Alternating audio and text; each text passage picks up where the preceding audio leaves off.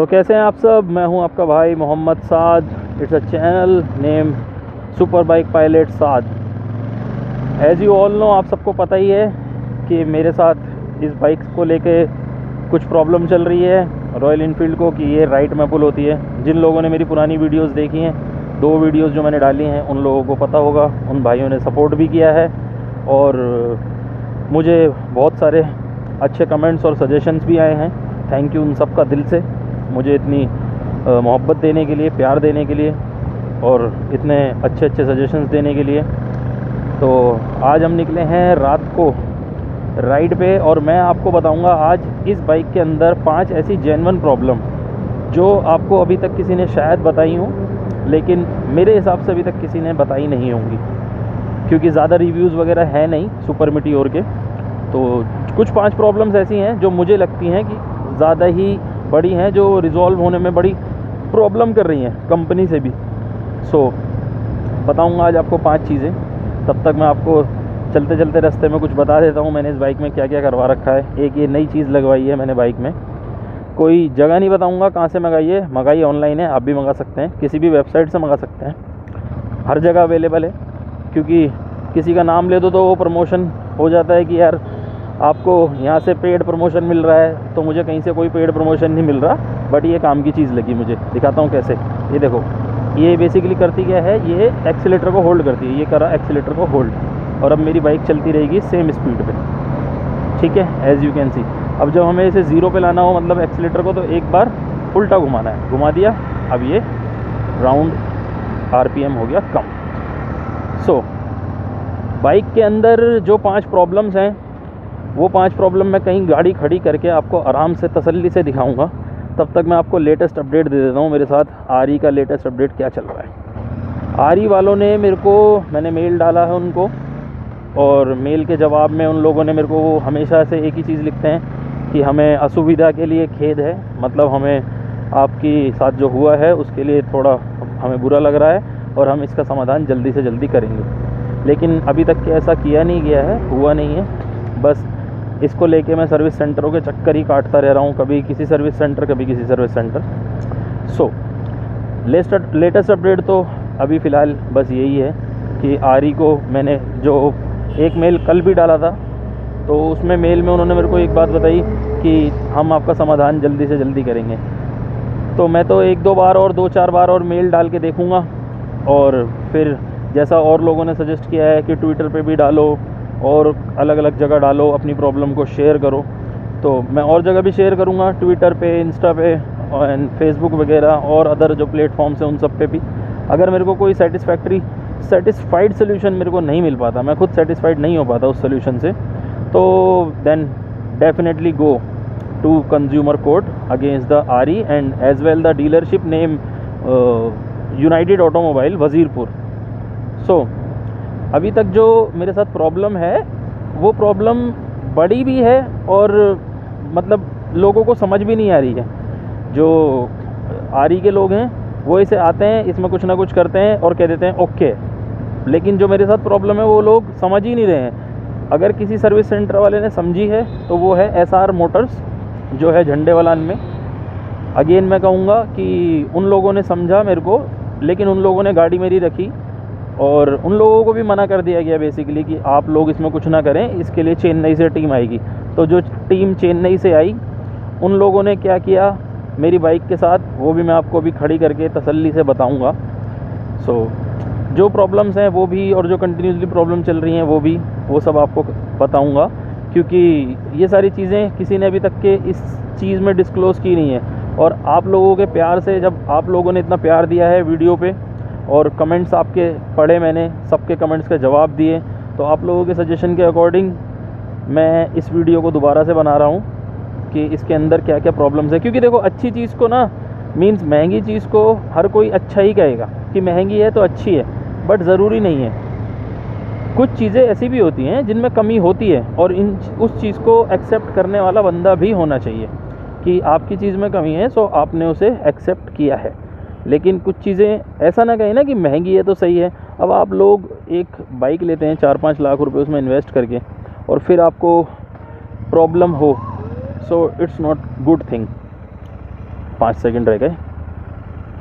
तो बस इतना ही कहना है कि यार आप लोग कोई भी चीज़ लेते हैं तो उसको इसलिए लेते हैं कि हम शौक़ पूरा कर सकें और हम लोग उसको जो पैसा दिया है उसका यूटिलाइज़ कर सकें। बट मैंने जो पैसे दिए हैं या मैंने जो पैसे खर्च किए हैं, मुझे नहीं लग रहा कि मैं अभी तक इसको यूटिलाइज़ कर पाया हूँ उस हिसाब से, क्योंकि मेरी बाइक को लिए हुए मुझे 15 दिन हुए हैं और 15 दिन में से 12-13 दिन तो ये बाइक सर्विस सेंटर में ही खड़ी रही है। 5-6 दिन यूनाइटेड ऑटोमोबाइल पे और 5-6 दिन एसआर मोटर्स पे। सो फ़ायदा क्या हुआ बाइक लेने का, मेरे को तो ये समझ नहीं आ रहा। कोई बात नहीं, डेफिनेटली अगर मेरा कोई सोल्यूशन नहीं निकलता बढ़िया तो फिर we will go to the consumer court और वहाँ देखते हैं क्या होता है। एक अच्छा सा लॉयर करेंगे, देन उसके बाद में करेंगे केस आरई पे and as well united dealership पे, क्योंकि यार पैसे देके भी परेशान हुआ बंदा तो फिर फ़ायदा ही क्या हुआ। मेरी बाइक में प्रॉब्लम है राइट में पुल होने की, तो मैंने एक छोटा सा एक ये सपोर्ट लगवा रखा है, इसमें मेरा मोबाइल होल्डर फिट हो जाता है तो थोड़ा सा ये इसको वेट दे देता है। दैट्स वाई मेरी बाइक जो है कभी कभी लेवल पे रहती है और मुझे अपनी बाइक को लेवल पे रखने के लिए थोड़ा सा टिल्ट होकर बैठना पड़ता है लेफ़्ट साइड में, तब ये सीधी चलेगी। अगर मैं सीधा बैठ जाऊँगा तो ये बाइक ऑटोमेटिकली राइट में पुल होगी। ये भी एक मेजर रीज़न है जो आरई को समझ नहीं आ रहा। हम सब लोग जितने भी लोग हैं, हम सब रॉयल इनफील्ड से मोहब्बत करते हैं कि यार बाइक चाहिए तो रॉयल इनफील्ड की चाहिए। सो जब हम लोगों ने इतनी मोहब्बत की है आरई को, तो अगर हमारी परेशानी दूर नहीं होएंगी, रॉयल इनफील्ड हमारे को ही नहीं समझेगा, सो बेनिफिट क्या हुआ ऐसी मोहब्बत का। लेकिन कोई बात नहीं, देखते हैं कब तक नहीं समझता है, समझना तो पड़ेगा।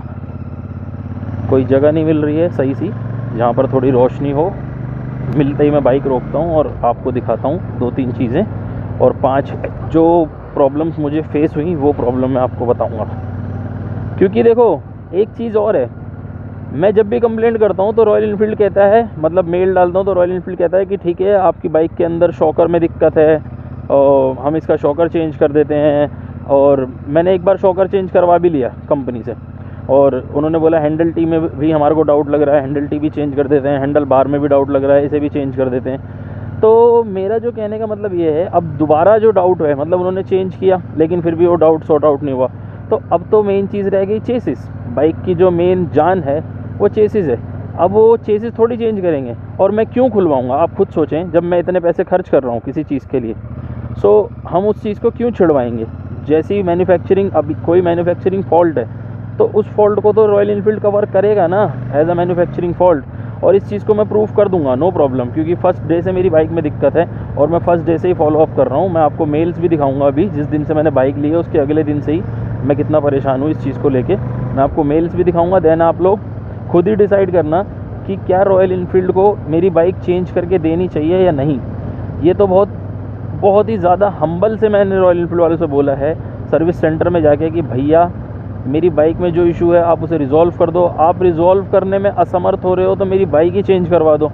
क्योंकि बाइक लिए हुए ऐसा तो है नहीं कि 1 साल हो गया, 2 साल हो गए, 3 साल हो गए। जस्ट 1000 किलोमीटर बाइक चली है मेरी अभी, 1049 किलोमीटर जब मैं वीडियो बना रहा हूँ तो 1049 किलोमीटर मेरी ये बाइक चली है। जस्ट क्या होता है 1000 किलोमीटर में, आपकी चीज़ ख़राब निकली, इवन आपको पहले दिन से ही बताया गया है इसमें प्रॉब्लम है, तब भी आप लोग कंसिडर नहीं कर रहे हो, तो फिर डेफिनेटली वही चीज़ बचती है जो आप लोगों ने मेरे को बताई है कि go to the consumer forum और मैं कंज्यूमर कोर्ट में केस करूं। सो बस यही बताना है आप लोगों को कि आप लोग इतने पैसे खर्च करें तो अपनी तसल्ली ज़रूर करें बाइक लेने से पहले। One of my source from royal Enfield, कोई मेरा सोर्स है रॉयल इनफील्ड में, नाम रिवील करना अच्छी बात नहीं है, नौकरी जा सकती है। उसने मुझे बताया है कि भैया जब ये लोग बाइक नीचे उतारते हैं तो ये लोग बाइक बड़ी बदतमीज़ी से उतारते हैं, मीन्स झटके से बाइक उतारते हैं ट्रक में से आप, और मैंने भी इस चीज़ को नोटिस किया है, यूट्यूब पे मैंने भी वीडियोस देखी हैं। तो जब ये लोग बाइक उतारते हैं तो वो सारा लोड ना बाइक के या तो शॉकर्स पे पड़ेगा, या जिसे हम चिमटा कहते हैं बेसिकली, या तो चिमटे पे पड़ेगा या फिर इसकी चेसिस पे पड़ेगा। ये 3 चीज़ों पे बाइक का लोड पड़ता है और उनमें से कोई भी एक बैंड हो जाती है। जब वो बैंड हो जाएगी तो फिर बहुत ही प्रॉब्लम है फिर, क्योंकि फिर तो ऑब्वियसली बैंड होते ही किसी न किसी चीज़ की बैलेंसिंग आउट होगी। अब रॉयल इनफील्ड ने मेरी बाइक के अंदर शॉकर भी चेंज कर दिए, हैंडल बार भी चेंज कर दिया, आई डोंट नो चिमटा चेंज किया या नहीं किया, क्योंकि उन्होंने चिमटे के बारे में मेरे को अभी ऐसा कुछ बताया नहीं है। तो अब जब इतनी सारी चीज़ें चेंज हो चुकी हैं, उसके बाद भी अगर मैं परेशान हूँ तो फिर बाइक में रह ही गया। पूरी बाइक तो उन्होंने खोल दी नई चीज़। तो इस चक्कर में थोड़ी सी और मतलब दिमाग में ना परेशानी रहती है कि यार इससे बढ़िया, बहुत लोगों ने सजेशन दिया, बहुत भाइयों ने आप लोगों का प्यार दिया कि आप यार इतने पैसे खर्च कर रहे थे तो आप किसी ब्रांड में जाते, अच्छे ब्रांड में, लाइक हार्ले ले लेते, होंडा ले लेते, CBR वगैरह ले लेते, कावासाकी ले लेते। बट मेरे दिल में ये थी कि यार ठीक है, मैं रॉयल इनफील्ड ऑलरेडी यूज़र हूँ, थंडरबर्ड 500, इंटरसेप्टर क्लासिक, ऑलरेडी मेरे पास इंटरसेप्टर इससे पहले थी, मतलब अभी मैंने बेची है 2-4 दिन पहले, 5 दिन पहले। सो जब मेरे पास वो ऑलरेडी थी और ट्विन इंजन, अच्छा इंजन, लेकिन मुझे नहीं पता था कि इंजन तो ऐसा है बट गाड़ी में प्रॉब्लम्स बहुत हैं। ये चीज़ मुझे पता होती तो डेफिनेटली मैं लेता नहीं।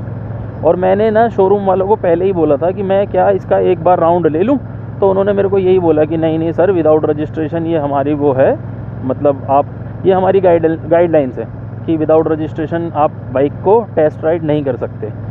सो ओके, मैं मान गया, लेकिन जितना मुझे दिखा था उसके अकॉर्डिंग तो मैं मान गया कि हाँ ठीक है। लेकिन अब ये जो चीज़ है ये तो चलने के बाद ही पता चलेगी ना कि आपकी गाड़ी की बैलेंसिंग आउट है या क्या।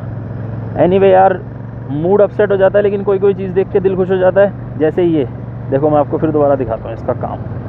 इसको करेंगे 1 2 और अंगूठे से करेंगे पुश 1 2 3, और अब ये गाड़ी हो गई तैयार चलने के लिए। देसी क्रूज़ कंट्रोल, जी हाँ, देसी क्रूज़ कंट्रोल। आपकी गाड़ी के लिए कोई मैकेनिज़्म की ज़रूरत नहीं है, बस एक छोटा सा देसी क्रूज़ कंट्रोल है। जब गाड़ी रोकनी हो तो आप इसे ऐसे उल्टा कर दें तो ये ऑटोमेटिकली RPM कम कर देगा और एक्सीलेटर कम हो जाएगा और आपकी गाड़ी की स्पीड ऑब्वियसली कम होने लगेगी। ये है देसी जुगाड़। आपसे इतनी बातें हुई हैं तो बता भी देता हूँ मैंने ये कहाँ से मंगाया। ये अमेज़ोन से मंगाया। आप अमेज़ोन से इसे परचेज़ कर सकते हैं। फ्लिपकार्ट पे, अमेज़ोन पे, कई सारी वेबसाइट्स पे ये अवेलेबल है। और मैंने इस गाड़ी के अंदर क्या क्या करवा रखा है, ज़्यादा नहीं, छोटा मोटा काम करवा रखा है। जैसा मैंने ऑलरेडी बता रखा है आपको कि PPF करा रखी है, पेंट प्रोटेक्शन फिल्म जिसे हम कहते हैं हिंदी भाषा में, शुद्ध हिंदी भाषा में कहेंगे तो लैमिनेशन करा रखी है। लैमिनेशन के बाद इसके अंदर समगार्ड लगा हुआ है कंपनी का, वो भी बताया हुआ है मैंने आपको। बैकरेस्ट लगा हुआ है बाइक के अंदर और ज़्यादा कुछ नहीं है। और लेग गार्ड लगा हुआ है। ज़्यादा ओवर भी बाइक अच्छी नहीं लगती मेरे अकॉर्डिंग। हो सकता है किसी को अच्छी लगे, हर किसी का अपना एक ओपिनियन है। बहुत लोगों को लोडेड बाइक अच्छी लगती है, बहुत लोगों को सिंपल सोबर बाइक अच्छी लगती है। तो मैं उनमें से हूँ। ना मुझे सोबर और सिंपल अच्छी लगती बिल्कुल, और ना ही ओवरलोडेड अच्छी लगती। So normal bike is a good. And ये जगह शायद सही है, यहाँ मैं वीडियो शूट कर सकता हूँ आप लोगों के लिए, क्योंकि यहाँ इनफ रोशनी भी है और कोई प्रॉब्लम वाली बात भी नहीं है। कहीं अच्छी सी जगह देखते हैं और फिर वहाँ बाइक लगाते हैं, देन फिर मैं आपके लिए शूट करता हूँ। I think this is the good place. One of my friend shop. I think this is the good place. ये सर चले जाएं आगे, देन फिर हम शूट करते हैं डबल स्टैंड पे लगा के। यस, गाड़ी हो गई बंद। हाँ, तो आप देख सकते हैं बाइक मेरी चली हुई है 1053 किलोमीटर अभी। ओके, इसको लगाते हैं डबल स्टैंड पे। वजन के मामले में कमी नहीं करी रॉयल एनफील्ड ने, वो बड़ी भारी है।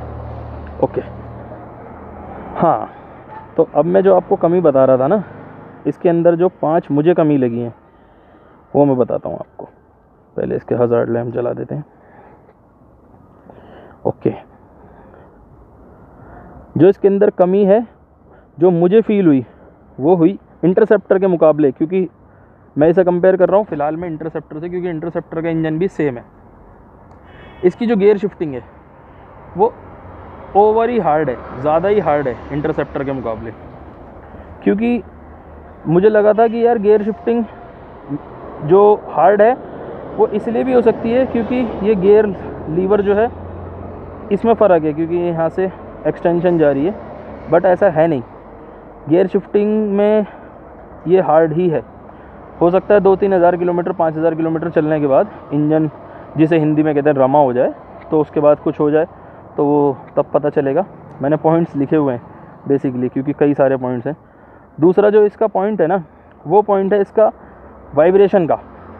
जी हाँ, ये पॉइंट आपको किसी ने भी नहीं बताया होगा, बट मैं बता रहा हूँ आपको। ये जो पॉइंट है वाइब्रेशन का, ये गाड़ी वाइब्रेट होती है 90 से लेके 110-120 के बीच में।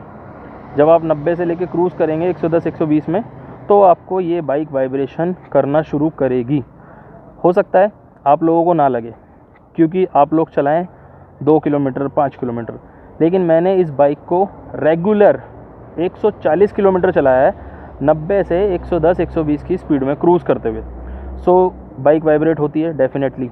कोई कहे नहीं होती, तो वो अपनी बाइक को ऑलमोस्ट 50-60 किलोमीटर चला ले, उसके हाथों की मसाज हो जाएगी वेरी इजीली। ये भी पॉइंट है, क्योंकि बेसिकली लोगों ने कहा ना ज़ीरो वाइब्रेशन, वो उन लोगों को फील होती है जो, अब कुछ लोग तो ये भी कहते हैं कि क्लासिक के अंदर भी ज़ीरो वाइब्रेशंस है, कि क्लासिक जो है उसमें भी कोई वाइब्रेशन नहीं है और मीटियोर में भी कोई वाइब्रेशन नहीं है। लेकिन एक्चुअली में वो लोग नए हैं। मतलब मैं ये कहना चाह रहा हूँ कि उन लोगों ने अभी उस चीज़ पे उतना रिसर्च नहीं किया।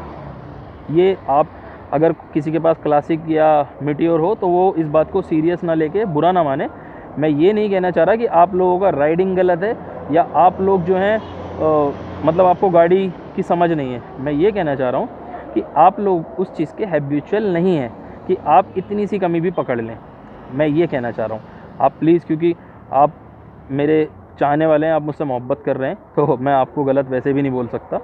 ये मेरे को कमी इसके अंदर लगी, क्योंकि यार 5 लाख रुपए खर्च करने के बाद भी हाथ अगर ऐसे ऐसे ऐसे ऐसे वाइब्रेट हो तो मज़ा नहीं आया। तीसरी चीज़ जो मेरे को इसके अंदर लगी, वो मुझे लगी इसके एरोडायनेमिक्स की। बेसिकली बात ये है कि मैंने हार्ले भी चलाई है, इसी के सेगमेंट की बात करूँगा ना। अदरवाइज़ अगर मैं बोलूँगा अभी CBR 650 या फिर अदर मैं कोई बाइक में आ जाऊँ BMW की, तो वो इसका सेगमेंट नहीं हुआ। मैं बात करता हूँ हार्ले की। हार्ले 750 रोड भी चलाई है और हार्ले 750 स्ट्रीट भी चलाई है। जो इसके एरोडायनेमिक्स हैं वो कुछ अलग ही हैं। मतलब इस जगह से जो विंड ब्लास्ट आता है 120, 110, 120 के बाद, आप कोई कहे कि भैया 110 किलोमीटर 120 किलोमीटर की स्पीड पे आप बाइक क्यों चला रहे हो, तो मेरे भाई 650 सीसी की बाइक ली है, 40 की स्पीड पे चलाने के लिए थोड़ी ना ली है। बात समझना, कोई भी लेगा तो इन्जॉय करने के लिए ही लेगा, मज़े करने के लिए लेगा, इन्जॉय करने के लिए लेगा, राइड करने के लिए लेगा। लेकिन जब इतनी महंगी गाड़ी लेगा और इतनी भारी गाड़ी लेगा तो ऑब्वियसली 100-120 टच करना वेरी इजीली, और उसी पे ही मज़ा आता है, उस स्पीड पे ही क्रूज़ करने में मज़ा आता है। लेकिन विंड ब्लास्ट भी बड़ा ख़तरनाक लगता है। तो विंड ब्लास्ट के लिए तो मेरे को जो पता चला वो यही कि फिर इसके लिए हमें वाइज़र लगवाना ही पड़ेगा, इतना बड़ा वाला। आप कमेंट करके बताना इस पे लगवाऊँ कि नहीं, ये मज़ा आएगा उसको लगा के कि नहीं आएगा, वो भी आप मेरे को बताना। चौथा जो पॉइंट मेरे को लगा इसका, सीरियसली जो मुझे चौथा पॉइंट लगा, वो मुझे पॉइंट लगा इसके शॉकर्स का। शॉकर की जो कंपनी है और जो इसकी शॉकर की टेक्नोलॉजी है, USD फोक्स हैं, एक नंबर है। एक नंबर मतलब एक नंबर है। कंपनी के नाम पे मतलब शॉकर की कंपनी है और जो शॉकर की क्वालिटी है वो एक नंबर है। बट जो शॉकर का मामला है ना, स्प्रिंग्स का, एक नंबर घटिया है। उसका रीज़न क्या है, इसके शॉकर, फ्रंट वाले जो शॉकर हैं वो बहुत हार्ड हैं, और जो पीछे वाले जो शॉकर हैं, इसके जो पीछे वाला सस्पेंशन है वो इसका भी बाप है। इवन आप ये लगा लो कि आप स्प्लेंडर पे बैठ जाओ तो पीछे वाला सस्पेंशन सॉफ्ट है, अगर आप इसके पास बैठ जाओगे तो आपकी रीढ़ की हड्डी में दर्द होना ही होना है, 100% दर्द होना ही होना है अगर आप 100-150 किलोमीटर चले गए तो इस पे बैठ के। और सेम हाल आगे वाले शॉकर का है। ऐसी छोटी छोटी कमियां और भी हैं, लोगों ने बताई हैं कमियां कि हीटिंग होती है, तो हीटिंग तो नॉर्मल सी बात है यार। अब इतनी भारी गाड़ी है तो हीट तो होना बनता ही है उसका। अगर हीट ही नहीं होगी तो फिर परफॉर्मेंस भी कैसे ही देगी वो आप लोगों को, समझ रहे हो ना। और एक चीज़ और, अगर आप नाइट में ट्रैवल कर रहे हैं ना, तो ये जो हेडलाइट है ना, आप किसी ऐसी जगह पर हैं जहाँ पर लाइट बिल्कुल भी नहीं होती, तो ये हेडलाइट आपको बिल्कुल भी इनफ नहीं रहेगी। जी हाँ, ये हेडलाइट आपको बिल्कुल भी इनफ नहीं रहेगी, आपको कोई ना कोई लाइट एक्स्ट्रा में लगवानी ही पड़ेगी 100%। तो ये पॉइंट भी मैंने कवर कर दिया आपकी मोहब्बत में। जो तीसरा बोल रहा हूँ, जो मेरा पॉइंट है ना लास्ट, उससे पहले मैं एक छोटी छोटी चीज़ें और कवर करता हूँ। ये जो है ना ब्रेक्स, अगले भी और पिछले भी, ये ब्रेक्स आवाज़ करते हैं। जब गाड़ी आप चलाएंगे ना तो आपकी गाड़ी में आवाज़ आएगी, ची ची ची ची ची, इस तरीके की आवाज़ आएगी, आगे भी और पीछे भी। सर्विस सेंटर ले जाओ, वो लोग क्या करते हैं, ब्रेक्स खोलते हैं, रबिंग करते हैं उनकी रेग मार से, और फिर फिट कर देते हैं। फिर आवाज़ आनी थोड़ी देर के लिए बंद हो जाती है, लेकिन जैसे ही कैलिपर ब्रेक को डिस्क को पकड़ता है ना, फिर आवाज़ चालू। अब लोग ऐसे भाई मेरे कमेंट ना करें कि ये सब में आती है, एक्चुअली ये सब में नहीं आती। जिन लोगों के पास और भी गाड़ियाँ होंगी वो उसे टेस्ट कर लेना, आप आराम से तसल्ली कर लेना। हर किसी गाड़ी में ये आवाज़ नहीं आती है, क्योंकि मैं ऑलरेडी सिर्फ रॉयल इनफील्ड की बात करूँ तो मैं ऑलरेडी रॉयल इनफील्ड 3 ऑन कर चुका हूँ, इंटरसेप्टर भी, क्लासिक भी एंड वो थंडरबर्ड भी। तो ये भी मेरे को कमी लगी। और जो एक सबसे मेन कमी लगी जिस पे रॉयल इनफील्ड ध्यान ही नहीं दे रहा है, वो ये लगी कि देखो मैं आपको दिखाता हूँ फ्लैश मार के, ये जो चेन स्प्रॉकेट है ना, ये 1 मिनट हज़ार्ड बंद करता हूँ, फिर आपको समझ में आएगा जो मैं कहना चाह रहा हूँ। ये जो चेन स्प्रॉकेट है, ये जो चेन है और इसका चेन सेट, बेसिकली जो चेन का खांचा है, जिसे हम खांचा कहेंगे चेन का, चेन स्प्रॉकेट, वो लगा हुआ है जो अलॉय में, उसकी जो फिटिंग है वो स्ट्रेट ना होकर ना थोड़ी सी टेढ़ी है। और ये मैंने कई गाड़ियों में देख लिया रॉयल इनफील्ड की, 1-2 में नहीं, कईयों में सही भी है और कईयों में टेढ़ी भी है। मतलब रेशियो जो है ना वो 70-30 का है, 30% गाड़ियों में ठीक है, 70% गाड़ियों में ख़राब है। अब इससे होगा क्या, जब आपकी चेन ऐसे चलेगी ना, ऐसे ऐसे, मेरा हाथ पे ध्यान देना एक बार आप, जब आपकी चेन ऐसे चलेगी ना, ऐसे ऐसे ऐसे ऐसे ऐसे, तो चेन के स्प्रॉकेट और चेन के दांते ख़राब होंगे। मतलब कुल मिला के हिंदी में चेन सेट आपका ख़राब होगा जल्दी। जब इस चीज़ को मैंने वहाँ नोटिस कराया तो उन लोगों ने बोला सर ऐसा ही होता है। फिर वहाँ पर और गाड़ियाँ भी खड़ी थी, उनको चेक करा तो उसमें से 2-3 में था, 2-3 में नहीं था। मैंने कहा देखो, तो उन्होंने बोला सर ये तो इस बाइक का नेचर है, मतलब इस बाइक का क्या, रॉयल इनफील्ड का नेचर है, ऐसे ऐसे ऐसे ऐसे। तो मैंने कहा ये नेचर फिर सब में अप्लाई क्यों नहीं हो रहा? तो इस बात का उनके पास कोई जवाब नहीं था।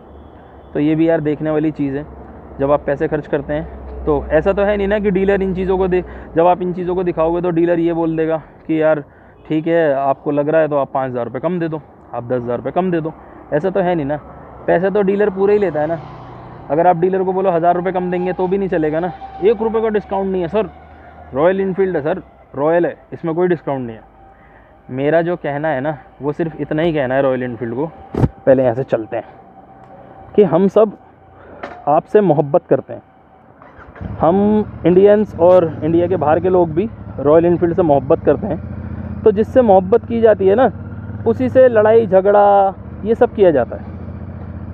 अगर आप नहीं समझोगे तो जो लोग मोहब्बत कर रहे हैं वो मोहब्बत करना छोड़ देंगे और फिर आपकी सेल्स ऑटोमेटिकली डाउन हो जाएगी। तो इस चीज़ को आप समझें। अगर कस्टमर्स और देश की जनता आपको ऊपर उठा सकती है, तो जब आप उनकी नहीं सुनेंगे तो वो आपको नीचे भी गिरा सकती है। बहुत ज़्यादा ही डीप हो जाएगी बात, लेकिन कह देता हूँ, अंग्रेज़ों के साथ भी तो ऐसा ही हुआ। जब उन्होंने हद मचा दी तो फिर क्या हुआ, देश एक हुआ और उनको उखाड़ के फेंक दिया। कई कंपनियों के साथ ऐसा हुआ है, 1-2 नहीं, कई कंपनियों के साथ। रॉयल इनफील्ड के साथ खुद सन 2000-2002 के आसपास बिल्कुल ख़त्म होने वाली थी कंपनी, लेकिन हम लोगों ने मोहब्बत दिखाई कि नहीं यार, रॉयल इनफील्ड, बुलेट होनी चाहिए तो बुलेट होनी चाहिए। ठीक है यार, हम पैसे खर्च करते हैं तो उस चीज़ का हमें वर्थ मिलना चाहिए। अगर आपकी कोई चीज़, देखो कमी होना एक अलग बात है और कमी होने के बाद उस कमी को मानना एक अलग बात है। कमी हो गई, गलती हो गई। अगर आपके यहाँ मैन्युफैक्चरिंग फॉल्ट है चीज़ के अंदर तो कोई बात नहीं, क्या हो गया, कोई बड़ी बात नहीं है। जो लोग मुझे पर्सनली जानते हैं उन्हें पता होगा कि मेरा बेसिकली मोबाइल फ़ोन्स का बिज़नेस है करोल बाग में, कोरटेक एंटरप्राइजेज़ के नाम से, कोरटेक एंटरप्राइजेज़। जी हाँ, मैं भी फ़ोन बेचता हूँ। डब्बा पैक फ़ोन बेचा, 7 दिन में कोई प्रॉब्लम आ गई, 10 दिन में कोई प्रॉब्लम आ गई, तो अब मैं उसे ये थोड़ी ना बोलूँगा कि तू जा सर्विस सेंटर और जाके उनसे मतलब ठीक करा ले। यार कोई भी बंदा 1 लाख रुपए खर्च कर रहा है, उसने मुझसे 14 प्रो मैक्स लिया किसी ने 1,10,000 रुपये का, अगर उसमें कोई प्रॉब्लम आ गई 3 दिन के अंदर किसी भी तरीके से, तो अब मैं बोलूँ सर्विस सेंटर जाओ और जाके ठीक करा लो, तो सर्विस सेंटर वाले तो ऑब्वियसली ना उसे खोल के ही ठीक करेंगे। तो सामने वाले के दिल पे क्या गुजरेगी कि अभी मैंने 3 दिन पहले तो फ़ोन ही लिया है और अब मैं खुला हुआ फ़ोन चलाऊँगा, हालांकि उसमें कोई प्रॉब्लम नहीं है, लेकिन उसके दिल पे क्या गुजरेगी। लेकिन हम मना नहीं करते कि ठीक है आप आओ यार, हमारा पीछे से हो जाएगा, हम आपको भी करा के देते हैं, कोई ऐसी बात नहीं है। थोड़ी सी मेहनत ही तो लगती है, कस्टमर तो जम जाता है ना, कस्टमर तो फिर आगे के लिए आप पे भरोसा करने लग जाता है ना। आप तो थोड़ी सी मेहनत ही करने को तैयार नहीं हो। यही चीज़ मैंने बोला कि कमी वाली गाड़ी आ गई तो आ गई, कोई बात नहीं कि यार प्रॉब्लम आ गई तो आ गई, नो इशू, लेकिन आप उस चीज़ को समझो तो सही, आप हमारे लिए हेल्प तो करो।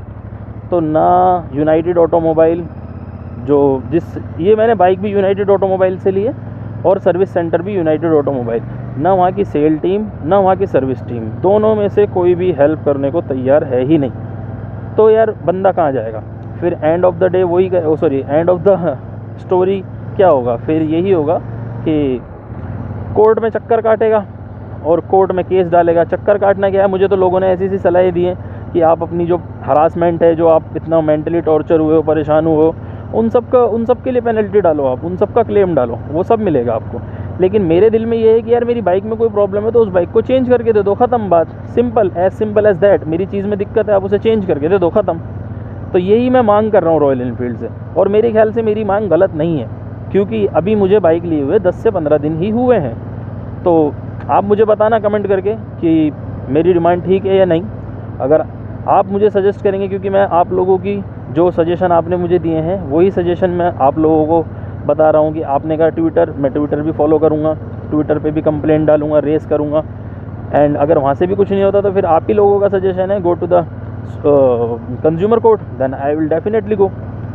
तो कोई बात नहीं, देखते हैं। पॉइंट ये था कि जब रॉयल एनफील्ड को हमने इतनी मोहब्बत दी है तो उसको भी अपने कस्टमर को उसके अकॉर्डिंग ही ट्रीट करना चाहिए। आज रॉयल एनफील्ड की सेल्स कुछ इस तरीके से है इंडिया के अंदर कि इनके पास गाड़ियाँ कम हैं, कस्टमर ज़्यादा हैं। एक ज़माना ऐसा था कि इन पे गाड़ियाँ भरी रहती थी, कस्टमर नहीं था, तो वो ज़माना आने में कोई देर नहीं लगती। किसी भी बंदे को ऐसे पलटी मारते हुए देर लगती है क्या? आप खुद सोचें, आप खुद बताएं, कोई भी चीज़ ऐसे पलट जाती है, किसी का भी बिज़नेस ऐसे ख़त्म हो जाता है, तो कोई देर थोड़ी ना लगती है। लेकिन इस चीज़ को समझना चाहिए। मैं तो बस इतना ही कहना चाहूँगा कि अगर पब्लिक एक हो जाएगी तो फिर इन डीलर्स को वो काम करना ही पड़ेगा हमारे लिए जो ये अभी तक नहीं करते हैं। जैसा मैंने बताया ना कि हम जो बाइक ले रहे हैं उस बाइक के लिए हम साफ कहेंगे कि यार हमारे को गाड़ी रजिस्ट्रेशन करने से पहले टेस्ट राइड चाहिए। जब वो कहे नहीं सर हम तो नहीं देंगे टेस्ट राइड, तो जब अगला कस्टमर आएगा वो भी यही बोलेगा, फिर उसके अगला कस्टमर आएगा वो भी यही बोलेगा, उसके अगला कस्टमर आएगा वो भी यही बोलेगा। जब ये चीज़ दिल में बिठा लेंगे ना तो फिर इन डीलर्स को हर एक कस्टमर को टेस्ट राइड देनी ही पड़ेगी, क्योंकि ऐसा तो है नहीं कि गाड़ी नहीं बेचेंगे, गाड़ी तो इन्हें बेचनी है। जब ये गाड़ी बेचेंगे नहीं तो क्यों नहीं बेचेंगे, फिर इन्हें आगे रिपोर्ट देनी है कि गाड़ी क्यों नहीं बिक रही, कि सर कस्टमर आके टेस्ट राइड मांग रहा है। तो फिर इन्हें सोल्यूशन निकालना ही पड़ेगा टेस्ट राइड का। अगर ये बोलें कि रोड पे नहीं जा सकते आप गाड़ी लेके टेस्ट राइड वाली, तो फिर इन्हें कुछ और सोल्यूशन निकालना पड़ेगा। आप अलग से कुछ करो इंतज़ाम हमारा, जहाँ पर जाके हम बाइक को चला के तसल्ली से चेक कर सकें, क्योंकि हम आपको पैसे दे रहे हैं। जो हम पैसे देते हैं उसको भी तो चेक करते हैं ना, नोट नकली है कि नहीं। एक फटा नोट दे के देखना आप जब गाड़ी लोगे, एक 2000 का नोट फटा हुआ दे के देखना, फिर ये चेक करेंगे ओ सर ये तो फटा हुआ है, ये नहीं चलेगा। या नकली नोट दे के देखना किसी पे हो तो, और नहीं सर ये तो नकली, ये नहीं चलेगा। तो मेरे भाई जैसे तुम एक एक चीज़ चेक कर रहे हो, एक एक रुपया चेक कर रहे हो हमारी मेहनत की कमाई का, तो हमारा भी तो हक है ना कि जो चीज़ हम खरीद रहे हैं उसे हम चेक करें। ये क्या बात हुई कि आप देख लो, कोई दिक्कत वाली बात नहीं है, देख के चेक कब से होने लग गई चीज़। जो गलती मैंने करी है मैं आप सबसे रिक्वेस्ट करूँगा आप ना करें। चाहे आप छोटी चीज़ खरीदें चाहे बड़ी चीज़ खरीदें, आती तो वो भी पैसों से, वो भी पैसों से। आप चाहे स्प्लेंडर खरीदें, एक्टिवा खरीदें, चाहे आप खरीदें मर्सिडीज़, आपका पूरा हक है कि उसे रोड पे ले जाके पहले चेक करें, उसके बाद में पेमेंट दें। तो ऐसा करेंगे तो फिर डेफिनेटली इन डीलरों की अकल ठिकाने पे आएगी और ये लोग कस्टमर्स को कुछ समझेंगे।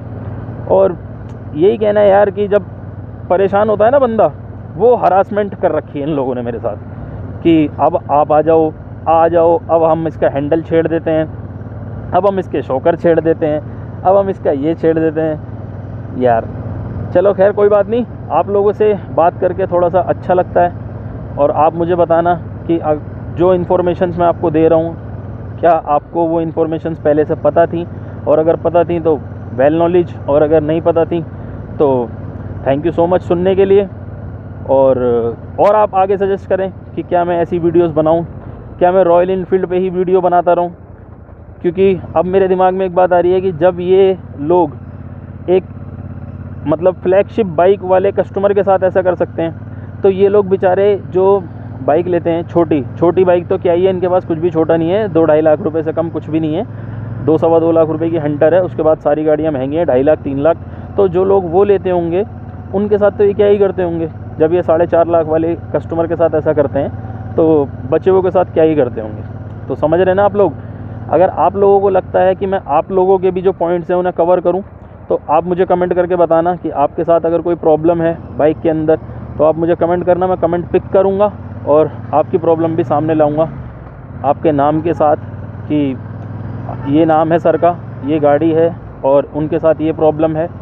तो आप मुझे बताना, क्योंकि मैं तो यूट्यूब पे नया हूँ, अपनी लाइन में पुराना हूँ, मोबाइल की लाइन में, उसमें यूट्यूब पे पुराना हूँ, बट यहाँ मोटो व्लॉगिंग में नया हूँ। तो आप मुझे गाइड करें कि कैसे करना है, क्या करना है, आगे कंटिन्यू करूँ, और करूँ तो फिर रॉयल इनफील्ड की सारी चीज़ें जो छोटी छोटी चीज़ें हैं या बड़ी बड़ी चीज़ें जो हैं उन सबको कवर करता रहूँ। इसी के साथ आप मुझे दीजिए अलविदा, मतलब आप मुझे दीजिए इजाज़त, और अब हो गया टाइम टाटा बाय बाय करने का। आप मेरी इस वीडियो को देखिए, इसके अगली वीडियो जो मैं लाऊंगा वो लाऊंगा आपके लिए, क्योंकि देखो हर एक चीज़ में कमियां ही नहीं होती, इसके अंदर बहुत सारी, इस बाइक के अंदर बहुत सारी अच्छी चीज़ें भी हैं।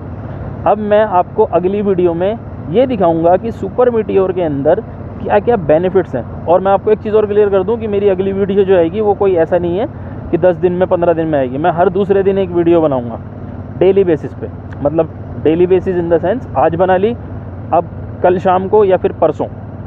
सो इस तरीके से मैं हर 2 दिन में 1 दिन में ऐसे वीडियो डालता रहूँगा, कुछ ना कुछ भी रॉयल इनफील्ड से ही रिलेटेड। क्योंकि मुझे यार बड़ा बुरा लगा कि जब मेरे साथ ऐसा है तो फिर और लोगों के साथ भी तो हुआ होगा, और बहुत लोग बेचारे नहीं कह पाते या नहीं कर पाते, नहीं अपनी फीलिंग्स को एक्सप्रेस कर पाते, नहीं ला पाते अपनी चीज़, अपनी जो फीलिंग्स है उसे दुनिया के सामने। लेकिन आप मुझसे जुड़ सकते हैं, आप मुझे बता सकते हैं कमेंट्स पे, और आपकी बात मैं कह सकता हूँ, मुझे कोई प्रॉब्लम नहीं है। क्योंकि आप लोगों ने भी जो पैसे दिए हैं वो पैसे फटे हुए नहीं दिए, नकली नहीं दिए, सही दिए हैं, साबुत ही दिए हैं। सो लेता हूँ इसी के साथ लेता हूँ मैं आपसे अलविदा। मिलेंगे आपसे अगली वीडियो में। Thank you so much, goodbye, good night. मैं हूँ आपका भाई Mohammad Saad from super bike pilot YouTube channel. अगर वीडियो अच्छी लगे तो आप कर सकते हैं सब्सक्राइब, वीडियो कर सकते हैं लाइक, और इन इन्फॉर्मेशंस को कर सकते हैं अपने किसी प्यारे को शेयर, ताकि उसको चोट ना पड़े जो चोट हमें पड़ी है, और आप उसके बचा सकते हैं पैसे। तो thank you so much, finally bye bye, take care.